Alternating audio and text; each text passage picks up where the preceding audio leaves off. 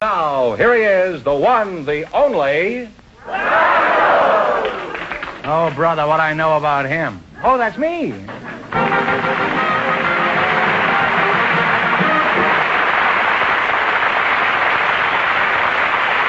Hi, audience. Well, here I am again with $1,000 for one of our couples. And if any of them say the secret word, this duck we have up yonder will fly down and pay him $100. The word tonight is war. Okay, duck. Au revoir. He's a French duck. Mr. Fenneman, begin, huh? Groucho, we have a cab driver for you. He's Mr. Maury Simon. His partner is a special guest, one of the great track and field coaches of all time, Mr. Dean Cromwell. So, folks, you come in, please, and meet Groucho Marx. Well.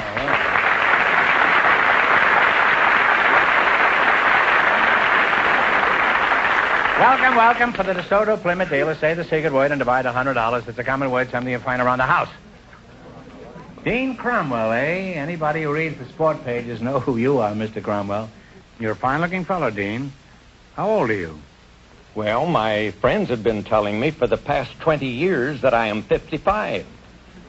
Well, you don't look any older. Do you have any rules for keeping in such good condition?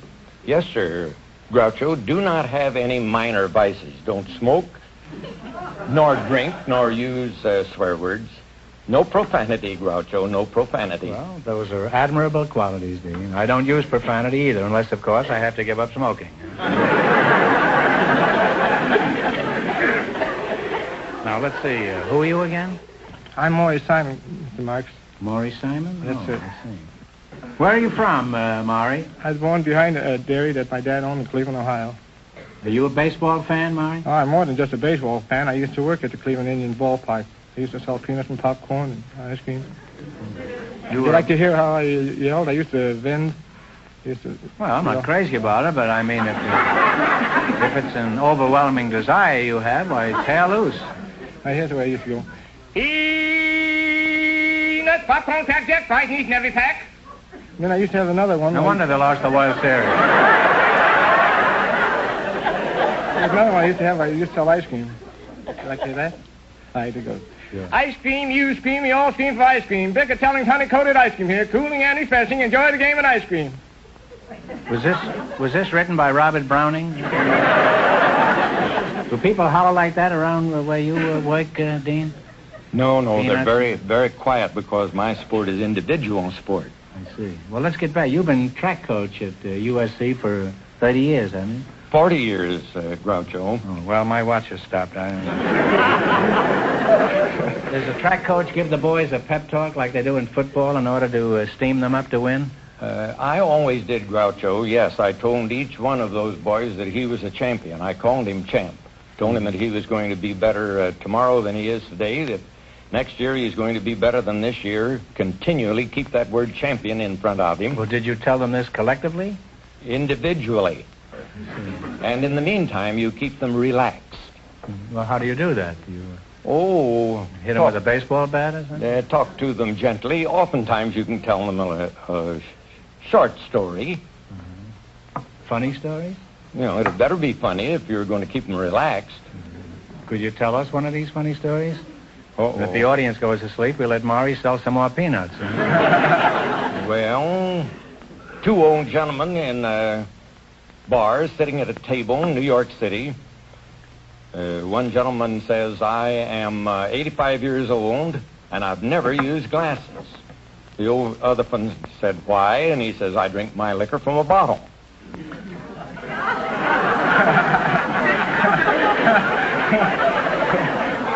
Let's have the peanut thing once more. Yeah. Huh?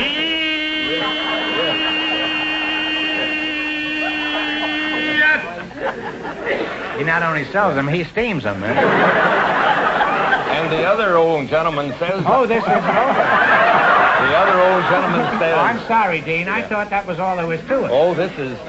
we're still going with the second one. Oh, I see. The other one says, I'm 86 and I have you beaten. I am 86 years old and I've never done a day's work in my life. But they got even with him. He died shortly after. They cremated him, put his ashes in an hourglass, and he's been working ever since.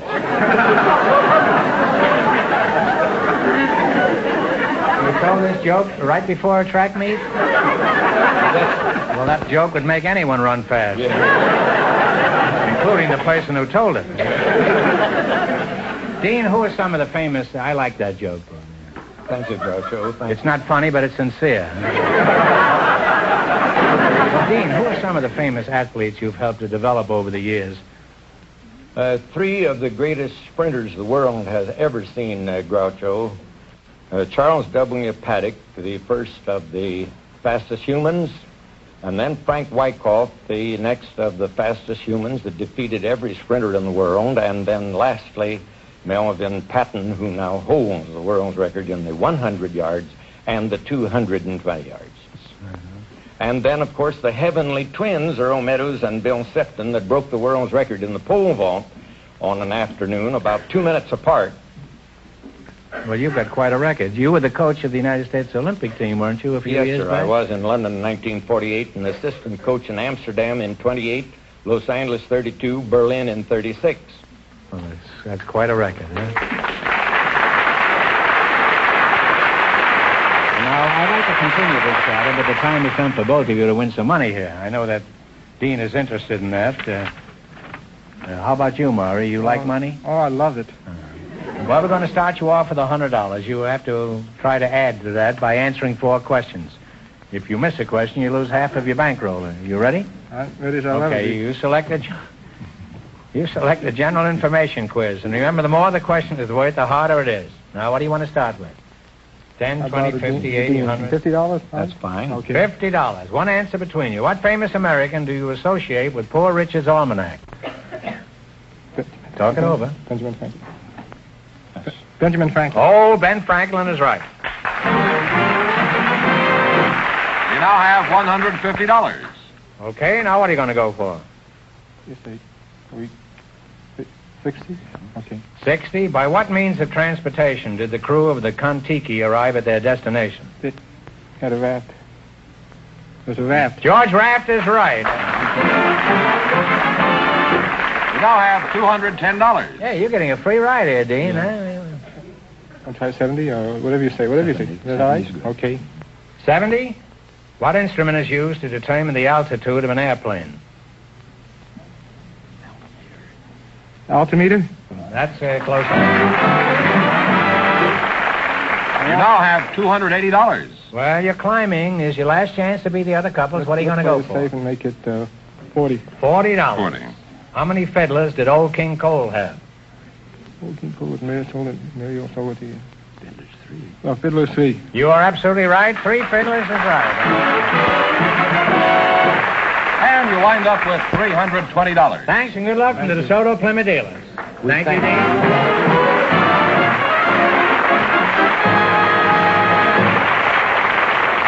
George, let's take a break for a minute. I want to see that beautiful car again, and you know the car I mean. I certainly do. So let's go out to the Chelsea Proving Grounds and see the magnificent new 1955 DeSoto. Well, here we are, and there's the car. The key word this year, Groucho, is style. Sleek, taut, modern style. This new DeSoto is mighty fast-looking, eager and new and different. Designers talk about its taut, surging feel and look of power. Well, to you and me, it just looks like it wants to get out and travel. This is the smartest DeSoto we have ever built. Longer, lower, and comfortably wider. Added inches give the car a long, slim, modern style that's new and different on the American scene. Take a look at the new, smooth slope of the low hood. The big, graceful new grille. Headlights, bumpers. Perfect examples of modern, smart style. Huge glass areas, front and rear. Of course, this year again, DeSoto offers you your choice of all full power assist features. And hang on. This year, for the first time, DeSoto offers you 2 great V8 models. The mighty Fire Dome V8, now raised to a full 185 horsepower and at a completely new low price. And the super-powered Fireflight V8, 200 horsepower worth of flashing automobile. Fire Dome or Fireflight, DeSoto's really got it this year. See the 1955 DeSoto tomorrow at your DeSoto Plymouth dealer. Mrs. Norma Ireland and Mr. Thomas Craddock have some things to discuss with you, Groucho, right now. And here they are. Folks, you come in, please, and meet Groucho Marx. Welcome to You Bet Your Life. Say the secret word and divide $100. It's a common word, something you see every day. Norma Ireland and Tom Craddock. Mrs. Ireland, where are you from? Wadsworth, Ohio. Wadsworth? I thought you'd be from Ireland, huh? Well, could you give us some idea of your age? Well, 40-ish. 40-ish? Well, that's a nice age. It's a nice age. You're young enough to have a future and old enough to have a past. What sort of work does your husband do? I assume you're married. Yes, he is an industrial engineer for California Institute of Technology, a Jet Propulsion Laboratory in Pasadena, California. Well, that's a very imposing list of titles. And let's see now, you're Thomas Craddock. Yes, sir. That's you, huh? Thomas Craddock. Where were you born, Tom? Mystic, Georgia. Mystic? Why did they name a town Mystic? Sir, it's a mystery to me. I don't know. Well, where is Mystic exactly? Oh, it's near Tifton. Well, that clears that up, all right. Now, where is Tifton? Near Mystic? Oh, it's about 30 miles from Valdosta. Are we getting near anything yet? Well, you're about 60 miles from Jacksonville. Jacksonville, huh? Yes. Well, now you're talking. Jacksonville, Florida, huh? Yes. Are you married, Tom? Yes, sir. Is she a Mystic girl? Most girls are, you know. No, sir, she's a Tifton. A Tifton, huh? Yes. What kind of work have you been doing since you left Mystic? Oh, I've been farming, a little bit of everything, and worked for Fred Rice Rug Service. Oh, must be cleaning up, huh? Yes, sir. It's Do you have any other job besides the rugs? Oh, I sell jewelry on the side. Which side do you sell it on? Well, it's pretty... On the outside? Yes, sir. It's... Well, how is the jewelry business?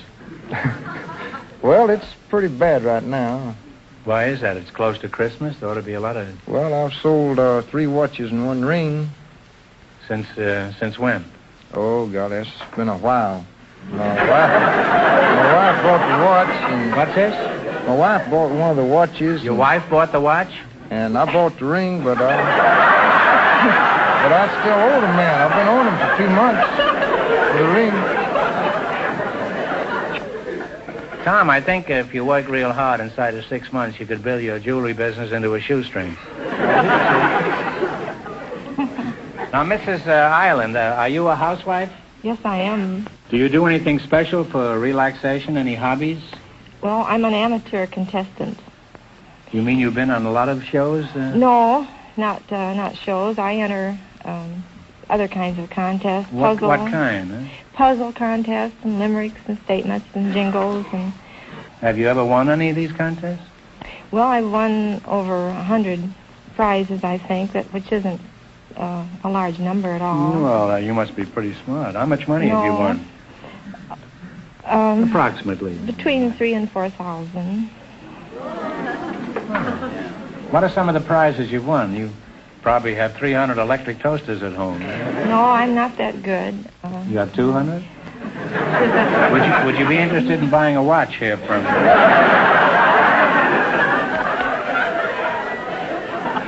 Well, you're a nice young couple, and I wish both of you lots of luck. Norma, you ought to be a whiz at the quiz here. I'm a little scared of you. Oh, no, don't give me such a disadvantage. Well, remember, we start you off with $100, and if you miss a question, you lose half of your bankroll, no matter what it amounts to at the time. Are you ready? In the race for the $1,000, the first couple won $320, and the secret word is wall. Yes. Okay, here we go. You select a dictionary quiz. Remember, the more the question is worth, the harder it is. Talk it over, and what do you want to start with? What do you want to start with? $100. You're going to start with $100? Yes, sir. Okay, what is a leotard? Leotard.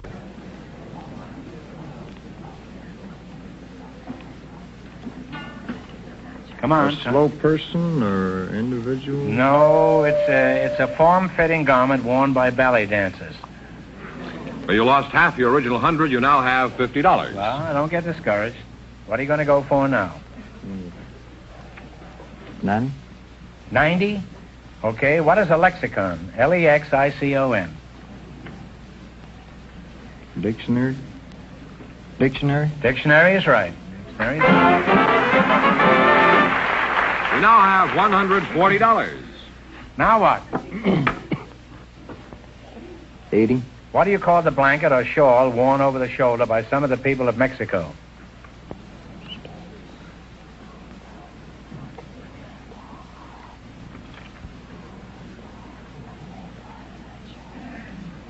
Time's up.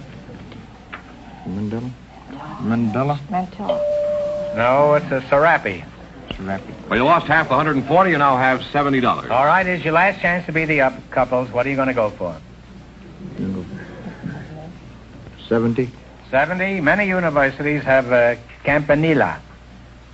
Campanile. What is a campanile?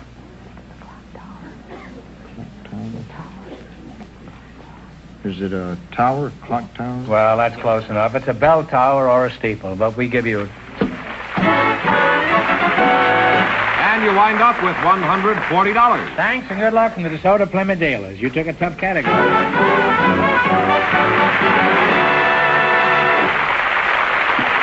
Groucho, we invited a married couple to come to our show tonight.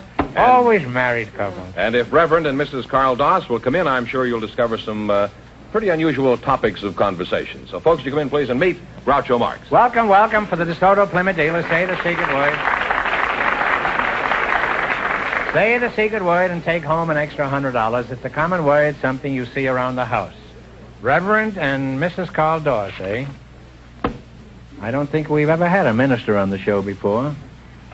Not really a coward, but I just may let you do all the talking here tonight. Where are you from, Reverend? Is that what I should call you, Reverend? Call me Carl. Carl, huh? I was Carl born in Reverend? Long... No, just leave the Reverend off. Okay. I was born in Long Beach, grew up in Southern California. Oh. And Mrs. Dodd, what is your first name? Helen? Helen. Well, that's good. Where's your church, Carl? At the present time, I'm not serving a church. I'm lecturing and preaching on invitation in churches throughout Southern California. Oh, you're sort of a guest conductor, huh? Yeah. How long have you been married, Helen? 17 years. You have any children? Yes, I do. Boys or girls? I've got some of both. How old are these children? Well, Richard and Dorothy and Donald are 12, and Teddy and Laura and Susan and Elaine are 9, and Diane and Rita are 8. You had triplets and then you had quadruplets? Well, Reverend, I admit you've got some pretty important contacts, but this is pretty hard to believe. Is this true, Helen? It wasn't as incredulous as it sounds because, well, like the triplets, they weren't really exactly triplets. Well, they're the same age, but one boy is married. Well, he looks like my husband, and another boy is part Indian. He was when he was born. No. And another boy's part Indian, and the other one of the three is Brazilian and Portuguese and English. And our baby is only 100% American. He's Blackfoot Indian, and then some are Japanese. Well, it's pretty clear, the whole thing. But listen, before 50,000 pediatricians go out of their minds, you'd better explain this, Carl. It's very simple. We adopted 12 children. You've adopted 12 children, and they're all of different races and nationalities?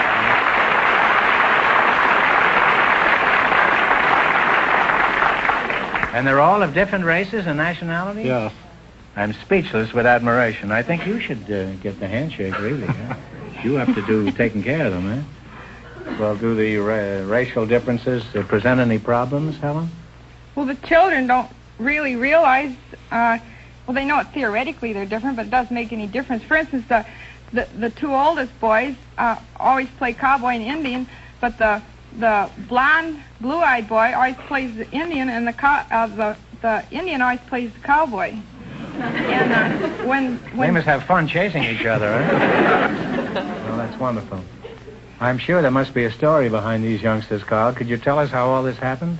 Well, when we were married, we wanted a normal family, as any couple does. And when our doctor told us we couldn't have children of our own, we thought naively, well, we'll adopt them.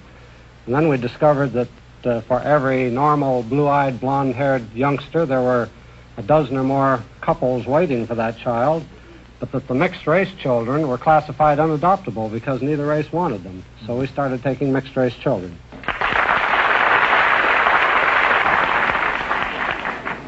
Helen, I realize running your household must be a full-time job, but do you ever get a chance to relax? Or do you have any hobbies like gardening? Or... I do gardening. Really, my main hobby now, outside of taking care of the children, is writing. I just finished writing a book about my family. It's called The Family Nobody Wanted. McCall's had a small part of it in their September and October issues. And when is this book coming out? It's came. I mean, it's come. It's the past tense of come. Well, is it on sale now in the bookstore? It's been on since September 22nd. Well, all you people could do her a big favor by going out and buy one of these copies. Yeah, it makes a good Christmas present. Yeah, it makes a wonderful Christmas present, and it's a fine plea for tolerance. Thank you. And thank you. Gosh, we're polite around here. Reverend Doss, you have a wonderful family. Now, I want to ask you one question. With the experience you've had so far, would you do the same thing all over again? We sure would, Groucho. It's been an enriching experience for us. We've discovered, for one thing, that all races are basically alike, that these differences that we call racial differences that divide men are cultural differences. They're something that's acquired after birth. That's true. And that all people are born alike. That's true. All people are born alike except Republicans and Democrats. They're as far apart as the two poles.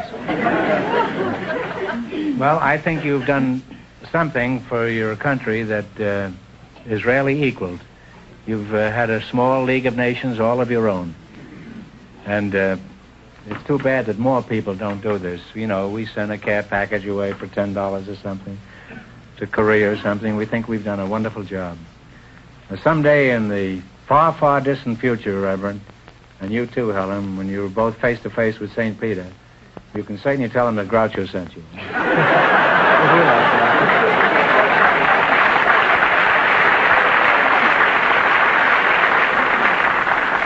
Well, it's time to win a lot of money, and I think everybody in our audience, all 50 million of them, they're all pulling for you, and that probably even includes the other contestants here tonight.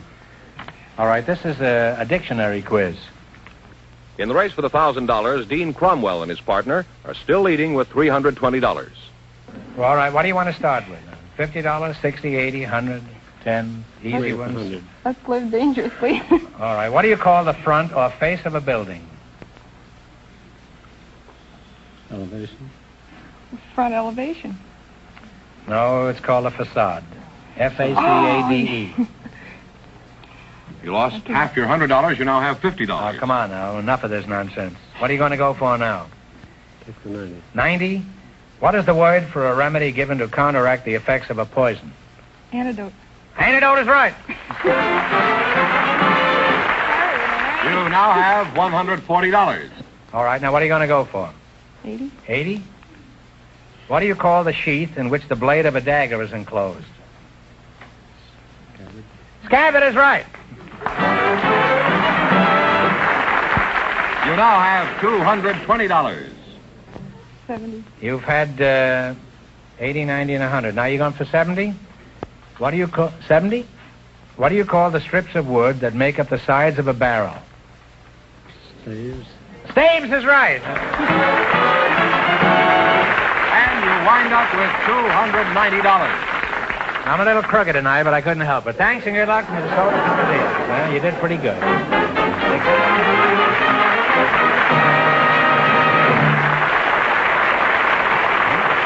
That means that Mr. Dean Cromwell and Mr. Simon, with $320, in just 1 minute get the chance at the DeSoto Plymouth $1,000 question. Come inside the most luxurious, stylish interiors in an automobile today. Inside the sparkling new 1955 DeSoto. Here's beauty and comfort at the height of fashion. DeSoto this year makes use of glamorous nylon, glistening metallic thread fibers, the softest shoemaker's leathers, weaves and patterns that spell style and luxury. Smooth, gleaming chrome sets off the interiors. Interiors, incidentally, available in over 24 color combinations. Here's the ultra-smart double cockpit effect of the brand new DeSoto instrument panel, in a class by itself for beauty. And set right on the instrument panel, the new flight control lever. Yes, inside or out, the new 1955 DeSoto will catch your eye with its up-to-the-second style and beauty. See it at your DeSoto Plymouth dealers now. DeSoto, styled for tomorrow. And here's the winning couple, Dean Cromwell. Pardon me, George. Before you go ahead, we have something a little unusual here. During the commercial, we've been having a conference backstage about the quiz we just finished. We asked a question for which the correct answer is facade, F-A-C-A-D-E. Mrs. Dorr said front elevation, and some of us feel that might be acceptable. So we think the best thing to do is to bring them back next week for a chance at an extra $1,000 question. But Dean Cromwell and his partner are still high for tonight and still get a chance at the $1,000 DeSoto Plymouth question tonight. Right. All right, gentlemen, come on in. Well, Dean, we're through with the sprints now. We're up to the mile run here. Here it is. Most of the major countries of the world have well-known news services, like the Associated Press, United Press, and International News in this country. For $1,000, what is the famous news agency of England? Talk it over. Ladies?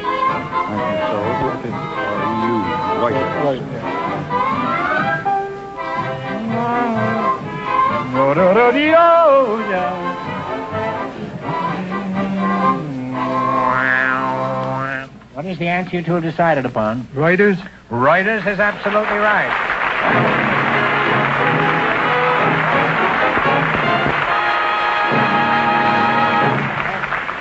They win $1,000 plus how much in the quiz, George? $320. Well, thanks and good luck from the DeSoto Plymouth dealers.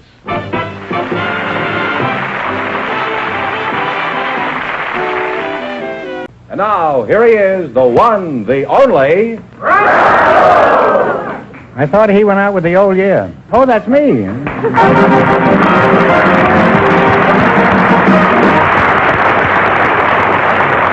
here I am again with $1,000 for one of our couples, and if any of them say the secret word, the duck will fly down and pay him $100. The word tonight is water. Okay, Donald, scram. Go ahead with this thing, George. All right, Groucho, we have a young married couple for you. Me? Well... You mean for each other? Yes, the young married couple are Sergeant and Mrs. Sylvester Nelson. Folks, would you come in, please, and meet Groucho Marx. Welcome for the DeSoto Plymouth dealer. Say the secret word, and you'll take home an extra $100. It's a common word, something you find around the house. Sergeant Sylvester Nelson. I take it you're a Marine, judging by the uniform. Is that right? That's right, sir. Uh-huh. Sir, you don't have to say sir to me. Just call me Colonel, that's all. I'm kind of nutty anyhow. With a name like Sylvester, I'm sure you must be a fighting Marine, eh? Oh, I sure am. They call me Steve, though, brother. You do, huh? What do you do from the Marines? Play in the band? No, I'm a staff sergeant of machine gun platoon. Machine gun? In that case, sir, you can call me Groucho, eh? Mrs. Nelson, that's you, huh? What is your first name? My first name is Colette. Colette, oh, French, eh? Parlez-vous français? Oui! Oh! By the way, est-ce que vous avez vu de jolies filles à Paris pendant votre tour? I can. I'm going fishing in the morning. Whereabouts in France do you call home, Colette? Well, I was born in Angoulême, but brought up in Bordeaux. Born where? Angoulême. Angoulême? Oui. Oui. No, I mean just you. I don't know where he's born. I'll ask him later. Well, Colette, now that you're in America, what do you think of us and our ways? Did you find us confusing when you first came here? Oh, oui, sometimes. But I think my worst experience was on a train ride from New York to Wisconsin, Green Bay, Wisconsin. Where'd you go, to Green Bay? Oui. I was expecting my first baby, and I was traveling with Fifi. Who's Fifi? My French poodle. Wasn't Fifi a comfort to you on the train? Poulto saying no, she was pregnant too.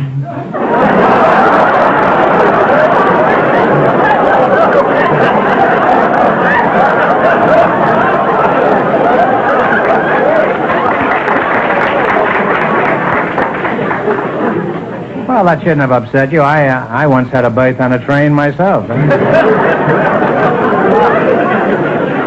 a pretty old joke, Colette, what I just said. Don't you think it's funny? I had a berth on a train. Which joke? Didn't you hear the joke? I said, don't let it upset you. I once had a berth on a train. I had upper 8. I don't understand. Well, I don't think I can explain it to you. Sylvester, why don't you explain it to him? Huh? Well, he was going to have a birth on the train. He had a birth. He was going to sleep, but you were going to give birth to a baby. And Okay. Explain the rest of it later, Sergeant. You know, in 40 years in show business, this is the lowest I've ever sunk. When one contestant has to explain my jokes to another. Well, it's been a real education talking to you two, and I wish both of you success, children, and happiness. And if you ever see Fifi again, give him my love. Oh, she has got 7 steps, Fifi. Well, give the whole 8 of them my love. Now let's play You Bet Your Life. We start you off with $100. You try to increase that bankroll by answering any 4 questions in the category you picked yourselves. If you miss a question, you lose half of your bankroll. Is that clear, Colette? Oui. Oui, huh? Oui. You selected music, and remember, the more the question is worth, the harder it is. Now, you can start with a 10 or a 20 or 50, 80, all the way up to 100. $70? $70. All right, in music, what is the mechanical device used to mark the exact tempo? Oh.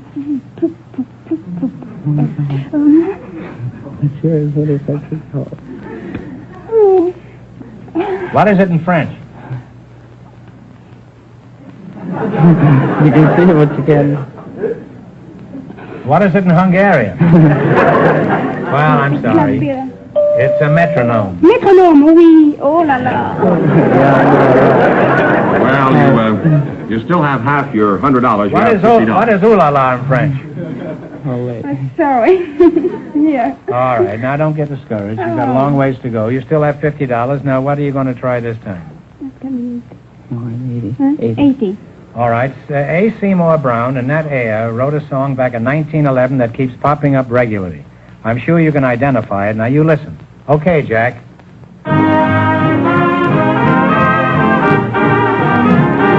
Beautiful doll? Oh, you beautiful doll is right. That is right. Absolutely. Oh, yes. Oh, hi. You now have $130. Now, what do you want to try? How many francs? 90. According to the folk song, who wore sardine boxes minus topses in place of shoes? Oh, la la. Oh, that's a hard one. According to the folk song, this is an old American song, and this is one of the lines in it. Who wore sardine boxes minus topses in place of shoes? Do you know, George? Yes, I think I do. Tell it to him. Clementine? My darling Clementine, that's right. You win $50, George. But unfortunately, you lost half your $130. You now have $65. All right, now here's your last chance to beat the other couples, and don't be discouraged. 100? That's the hard one. All right. There you go. Huh? The bigger the money, the harder the question, you know. Well, we're not- I don't want to alarm you. 100, go ahead. 100. What was the first name of the great Austrian composer, Mozart? What was his first name? Oh, I should know it. I know I should know that. I'm stuck. Well, it's a ridiculous name. It's Wolfgang. Oh, I would have never guessed it. No. If you'd have thought of Errol Flynn, you'd have guessed it. Now,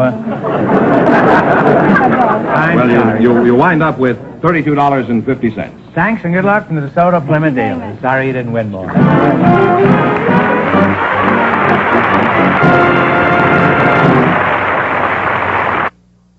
A young lady with a very interesting job, Miss Marilyn Pierce. Her partner is a special guest, one of the best-known names in the world of golf, Mr. Jim Ferrier. Folks, would you come in, please, and meet Groucho Marx. Welcome to You Bet Your Life. Say the secret word and divide $100. It's a common word, something you find around the house. Jim Ferrier, eh? Put it there, Jim. Thank you. Glad to meet you. I'll get around to you in a minute, Jim. You practice your backswing, and I'll practice my approach. Let's see, you're Marilyn Pierce? Where's your home originally, Marilyn? Newport, Rhode Island. Newport? Oh, that's a pretty swanky place. I was thrown out of a hotel there. Did you have a job back in Newport? No, not Newport. I moved to Boston at an early age. Oh, Boston. And I was a model there. A model? Mm-hmm. Well, are you still a model? No, not anymore. I found that it wasn't intellectually stimulating. Well, some of my best friends are models. You could still be a model and have intellectual satisfaction. You could be a cover girl for the National Geographic. Well, it wasn't much of a challenge. What sort of work do you do now, Marilyn? I'm a dog trainer.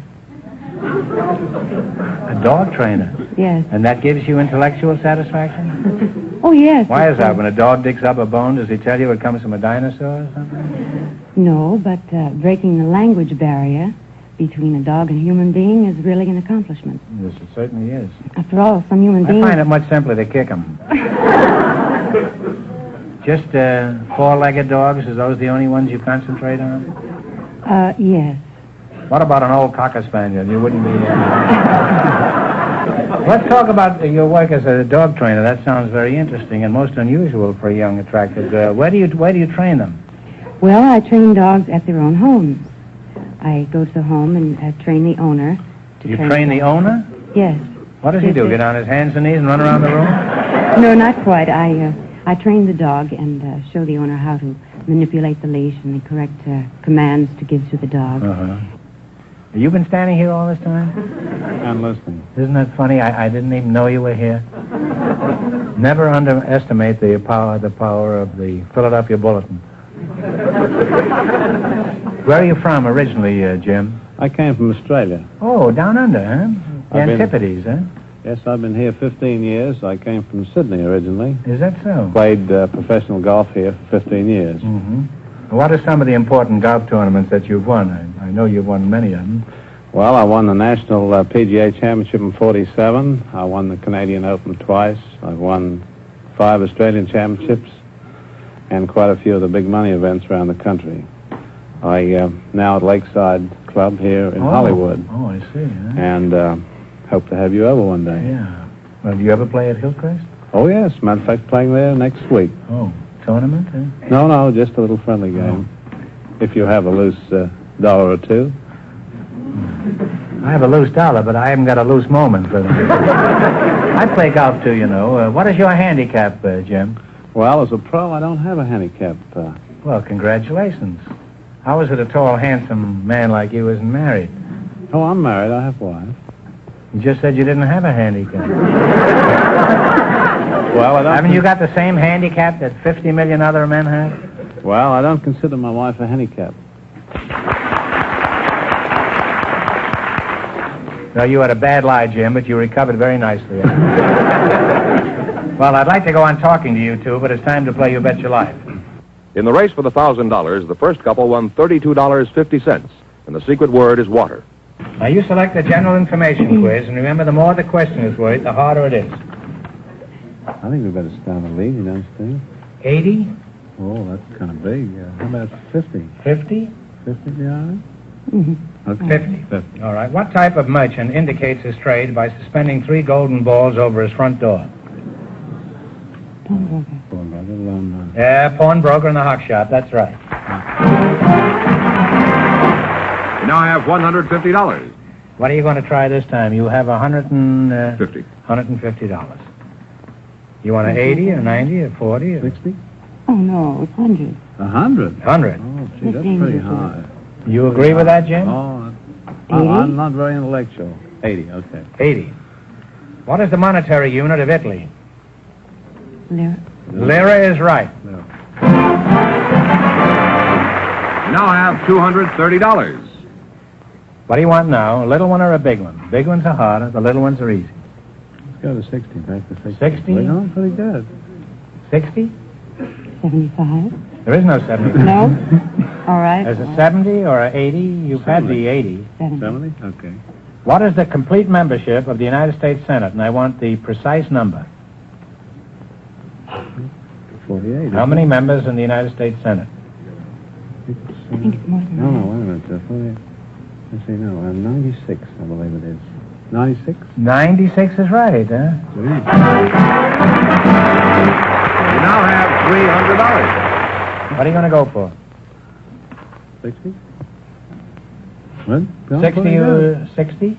60, ma'am? Can we go up? Don't look at me with those big black eyes. Oh, I think 60 would be safe.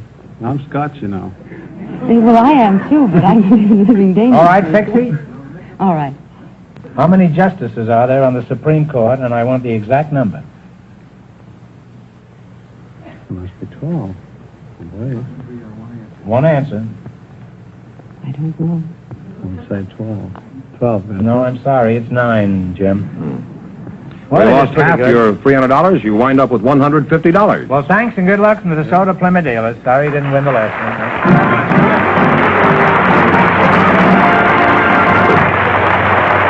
Groucho, we invited some school teachers to the show tonight, and just before we went on the air, our studio audience selected Mrs. Evelyn Sorrells. Her partner, Mr. Floyd Humiston, has an unusual occupation. So, folks, you come in, please, and meet Groucho Marx. Welcome to the DeSoto Plymouth dealers. Say the secret word and divide $100. It's a common word, something you find around the house. Isn't she cute? Evelyn Sorrell, and Floyd Humiston. Evelyn, I'll start with you because you're a girl. You're a teacher, is that right? Yes. Oh, what a nice little teacher, huh? Where are you from, Teach? I teach at El Monte. Are you married? Yes, my husband goes to Caltech. Oh. Well, I'm sorry to hear that.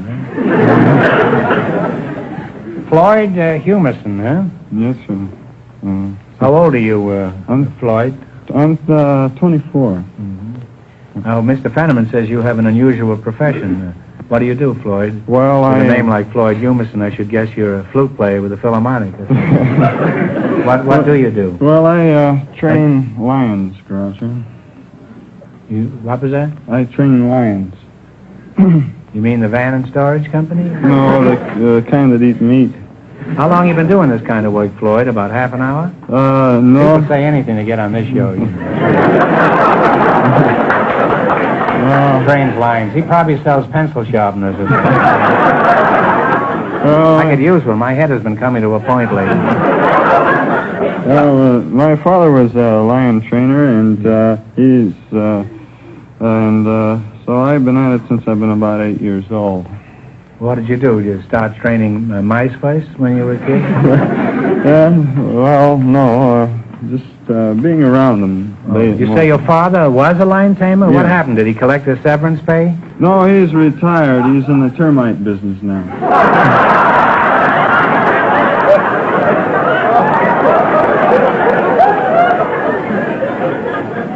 Termites. He must cut quite a picture crawling under a house with a whip, a chair, and a loaded revolver.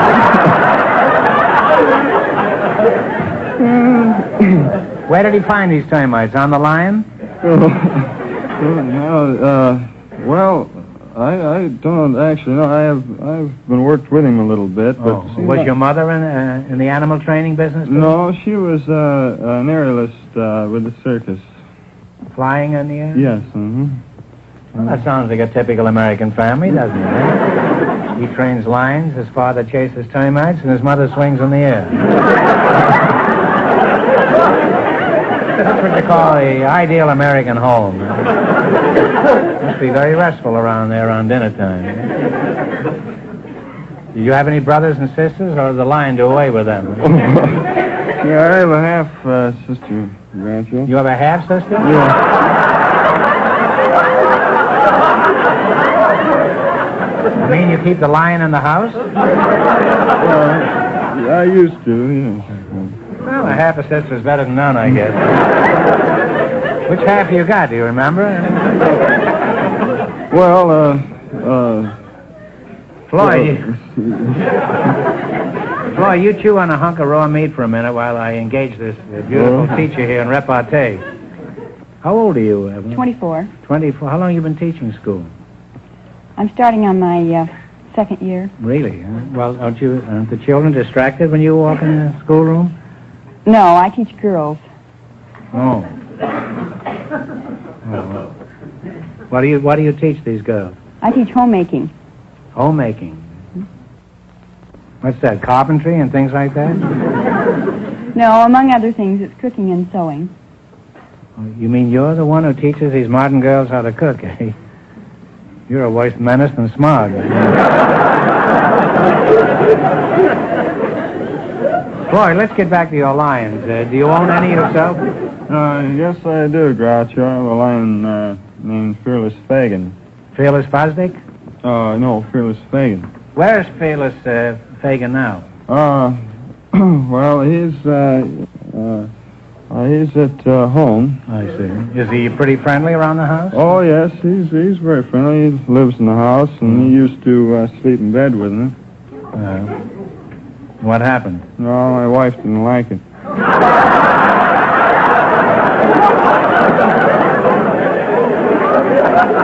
Well, I think there's some justification for that. I think you should have got her a lion, too. Huh? Now, where do you keep Fearless Fosdick now? Well, I keep him up in Thousand Oaks, and that's we have a lot of animal compounds and one thing and another up there. And so you keep him in a tree, you say? No, in the house. You said in the Thousand Oaks. Oh, well, it has Thousand Oaks supposedly.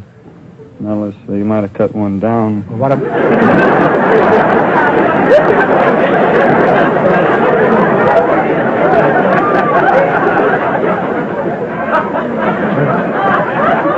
Is that anything like 29 Palms? Well, I guess about the same, yeah. Well, how do your neighbors feel about this? Don't they complain? No, they have elephants.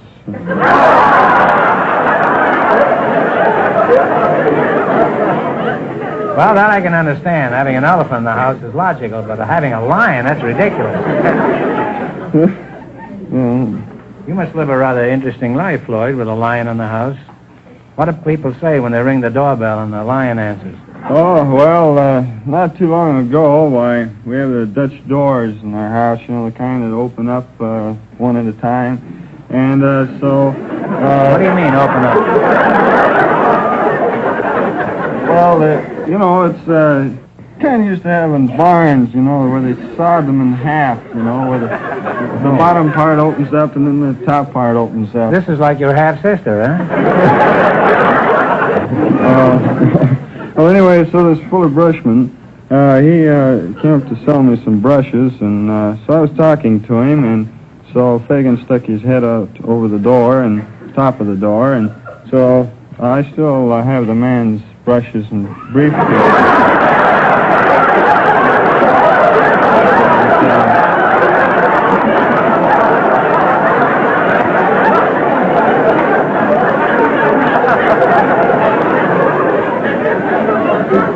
Well, you think this brush salesman thought the lion was your wife? Isn't your wife afraid of Fagin? Oh, no, she's not afraid of me or Fagin or anybody else. I guess you have your wife pretty well trained by this time, huh? Oh, no. Women are the hardest things in the world to train. They have the cunning of a tiger and the stupidity of a lion, and well... No, let it go. You know what I mean. Let it go. You're not going home tonight anyway. Well, I hate to break this conversation off. It's been very educational and extremely interesting. Okay. However, it is time to play You Bet Your Life. In the race for the $1,000, the second couple is leading with $150. Now, you selected the animal kingdom, and remember, the more the question is worth, the harder it is. Now, what do you want to start with? 10, 50, 60, all the way up to 100? 80. $80. What do you call a young or nestling pigeon? Let's say, I ate some on toast one time.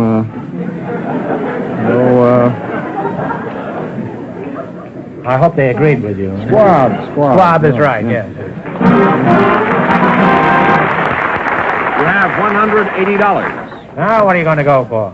90. 90. What kind of an animal is a Flemish giant? Flemish giant. That's a fowl, if I'm not mistaken. Flemish giant. see. Guess. If you don't know. Well, I'm sorry. It's a rabbit. Oh. Yeah, well, that's a shame. You lost half your 180. You have $90. All right, now what are you going to go for? 70. 70? What do you call the rodents that live in colonies on our American plains? They have a bark resembling that of a dog. That is your, a prairie dog. That's right. A prairie dog is right. You now have $160. And here's your last chance to beat the other couples. What are you going to go for? 60. 60? What are teals, golden eyes, and canvasbacks? Eels, gold eye, they're ducks. That's right. Ducks is right. And you wind up with $220. Thanks, and good luck to the DeSoto Plymouth dealers. Thank you.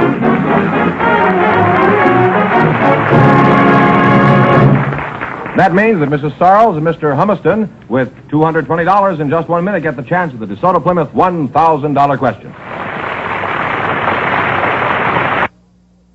Mrs. Sarles and Mr. Humiston all set for the DeSoto Plymouth $1,000 question. All right, here we go for $1,000. I'll give you 15 seconds to decide on a single answer between you. Think carefully and please no help from the audience. One of the most famous cartoon characters of the last 40 years is the Timid Soul, created by H.T. Webster. For $1,000, what is this painfully timid character's name? Talk it over.